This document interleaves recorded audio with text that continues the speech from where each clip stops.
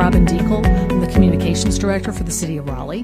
Thank you for joining us today. I have with me Stephen Bentley, Taisha Mosley, Mayor Janet Cowell, Chief Rico Boyce, and our City Manager, Marshall Adams-David. I'm going to hand it over to the Mayor to give a brief introductory statement to summarize what just happened. She's going to hand it to the Chief, and then we will do questions.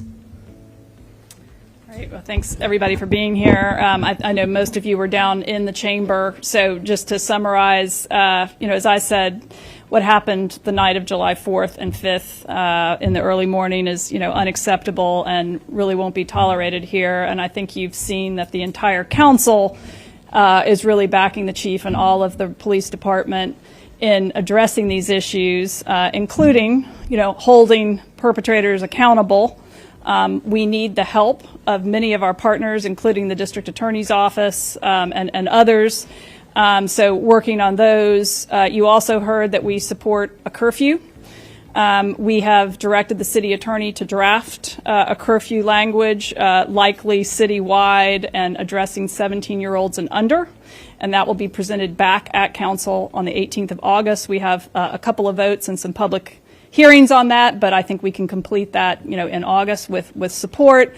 And then you also heard that in the interim, I do have emergency authority in working with the police chief and city manager that if there is a credible threat, we can call a curfew for, a short period of time if it becomes obvious that is needed. So, and then you also heard finally that we have requested maybe sort of a task force or some sort of report on the broader kind of root cause issues and how we can better address those here in our capital city to make sure that we do have public safety. This is a strong community. We know that this is, not indicative of what the city is, and have a lot of confidence that we can address it. So I'll stop my comments there and turn it to our police chief. Thank you, Mayor. Chief Rico Boyce here. First, I want to say thank you to city leadership for supporting the Raleigh Police Department. It's important that as we address crime, that we are a complete team. As I look at my partners here, Director Mosley, Director Bentley, it's important that we go and address this issue together. So I'm very thankful for the collaboration and for the partnership, for most importantly, the support. With Raleigh being a major city, we've seen that other cities have enacted a curfew, so I'm very excited about what that looks like for us here in the capital city. So thank you for the support of council, the mayor, and most importantly, my boss, the city manager. So looking forward to what comes next. Thank you. Thank you, Chief. Denise, I'll let you get started with our first question. Chief, I understand RPD had prior knowledge of a possible team takeover in Fort Square. What prior knowledge did you guys have about the team takeover that happened in Briar Creek, making its way to Square Woods? Yes, we knew about the team takeover in Moore Square. We quickly addressed that with providing resources there. We did not have any information about a team takeover at Briar Creek.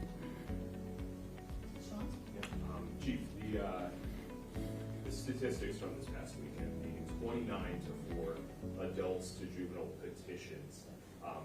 You're talking about a curfew that will largely impact, the kids who are out, but we've seen from the data this past weekend, a lot of those being held accountable are adults. How is a curfew going to impact what we saw this weekend? A curfew, what wasn't talked about downstairs, is we're going to protect everybody and make sure that our youth, they don't become a victim of crime. So that's the one purpose of a curfew, and that is the primary goal in us crafting a curfew here in Raleigh, is to protect those youth, to make sure that they're not in those environments where they can become harmed. Yeah, I wanted to go ahead and ask you, I know that you guys are communicating with other cities and kind of looking at what they've done in similar situations, and Winston recently had an arrest earlier this week for a child and a mother and are choosing to prosecute for breaking the curfew. Do you guys have any plans on what that prosecution would look like, and do you guys really plan to prosecute these children and their parents if they're out, if you do pass a curfew? We're so early in this process of what that looks like. I can't give an answer. What I will say is I'm just encouraged today that we're moving forward towards a curfew. Just a few months or weeks ago, you guys had a presser at RPD talking about some of the programming, specifically targeting juveniles here in Raleigh, and now just a few weeks later, we're still talking about about juvenile crime. When does it come time to, and this is really a question for anybody here, when does it come time to kind of take a look at how effective that programming is and how we can like actually get more juveniles involved? I would tell you from RPD, our camps are full. Our hoop nights are well attended. So we're reaching a large number of youth here in the capital city. We are fortunate is that our Parks and Rec still have capacity to add to some of their camps. We're very fortunate at that. We're going to continue through our community officers, through our community impact and engagement division, reaching more youth to take advantage of these resources that we have here in the city. And I'll pivot to Director Bentley to piggyback that.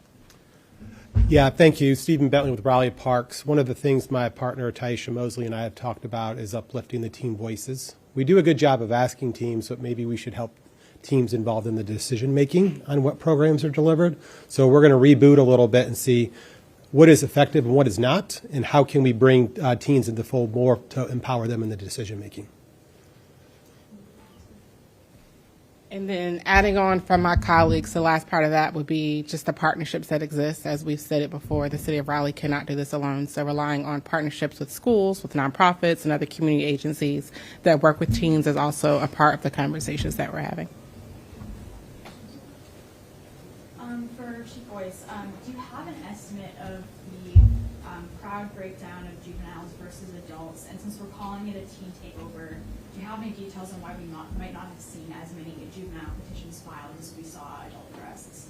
I do not have the breakdown of juveniles compared to adults. Are you talking about one specific area, Glenwood South or Broad Creek? For Glenwood South specifically. I don't have those numbers with me today. If you follow back up, we can provide that. All right. Thank you all very much for your time. I'm sorry it was short, but we do need to get back to our council business this afternoon. I'm going to hang around and take some additional questions and get you some additional answers if I can today. So thank you all.